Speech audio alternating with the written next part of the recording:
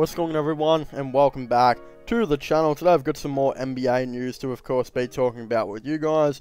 For those of you who haven't heard about this, the Boston Celtics are reportedly very interested in a reunion with point guard Isaiah Thomas, and they have spoken with him about a potential deal. And this is actually being reported by Evan Mace, which makes me think if they have spoken to him, this could be a very close situation where Isaiah Thomas could actually maybe even come back to the team. And I wouldn't mind this at all because, look, Isaiah Thomas, I don't understand how he's not in the NBA. Look, I know he's not very good defensively, and the dude's not very good, he's not really good at that much anymore, is what I'm trying to say. And, you know, that's mainly because of his height. I just feel really bad for him. Like, I see a lot of people trashing on him because of his height and, you know, saying that he's always been a bad player because of it.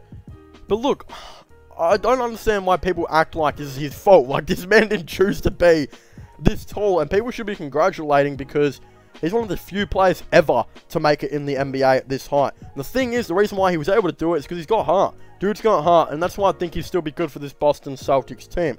Boston have kind of had a very disappointing free agency where they haven't done anything at all. In fact, their team might have just gotten worse. Like, I mean, and Boston fans know this as well, their team actually might have gotten worse in this offseason. Think about it, they lost Kemba Walker, Evan Fournier, and Tristan Thompson, three pretty solid players, and they brought back Enes Kanter, Josh Richardson, and that's pretty much it. They like, oh, and Al Horford, I guess, right? But Al Horford's like, he's old. Like, that's the thing, Al Horford is old.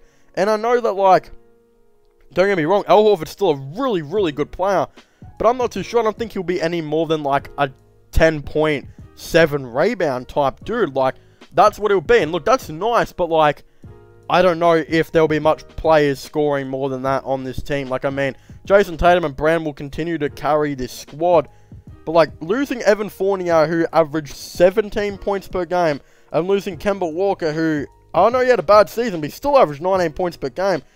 I think it's going to be very hard to make up that 36 points, you know, well, even Tristan Thompson as well, lose him as well. You've realistically lost 44 points per game out of these three players.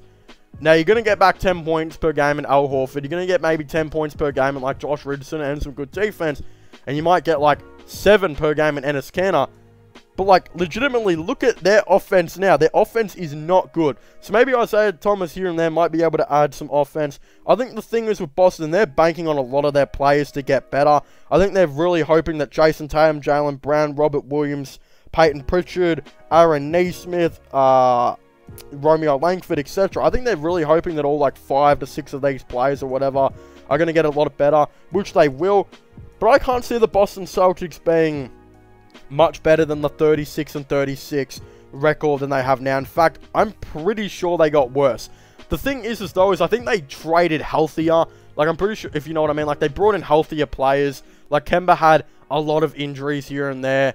So again, you pretty much bring in a bunch of players that are going to play, you know they're going to play every single game, you know, really for you. So we don't see Richardson and that really get injured that much. But bringing in a vet like Isaiah Thomas and whatnot would help out, I think, with the team.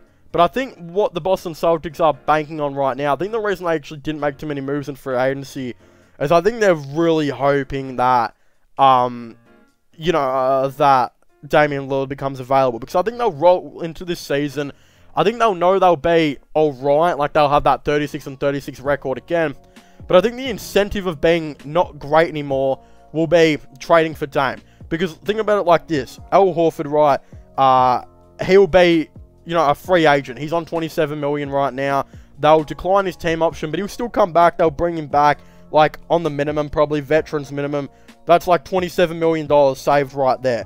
They just lost Evan Fournier, who was like, I know they brought back Josh Richardson, so they probably saved like $7 million back on that. So it's probably $34 million right there. Traded away Tristan Thompson and brought back Enes Kanter. I think they probably saved themselves around, I think he went on the minimum Kanter, so that's probably another like $8 million.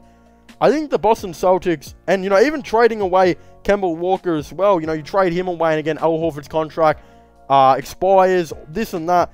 Dude, they might have around 50 to $60 million next season to spend, because the only two players that will be contracted are Jaylen Brown and Jason Tatum, who are both making around $30 million, I believe. And Marcus Smart, who will be on about, I think, $10 million. Peyton Pritchard as well will be on, like, not much. So, realistically, they're going to have, I think, around $40 million. 40 to $50 million is probably more accurate on how much they're going to spend. So, next season, they could realistically try and trade for Dame. Like, I think this season will just be this will be the season that just, you know, they try and just prove that they're still a good team for, like, maybe someone like, you know, Damian Lillard to potentially come to. That's just how I see the Boston Celtics potentially going. So, it's going to be really interesting to see how it all goes. I don't know. Isaiah Thomas should still be alright for them. But yeah, they should be really trying to make a strong push for Damian Lillard right now. Except I don't know if they really can, because they've still got Al Horford, Josh Richardson, all of those players' contracts to kind of pay for. So once they all become expiring, then I think they can maybe go after Damian Lillard. But yeah, Isaiah Thomas, he brings in a lot of heart. It will just be really nice for them, I think. So I definitely think they might look to sign him. But of course, if you haven't already, make sure to leave a like and subscribe to the channel.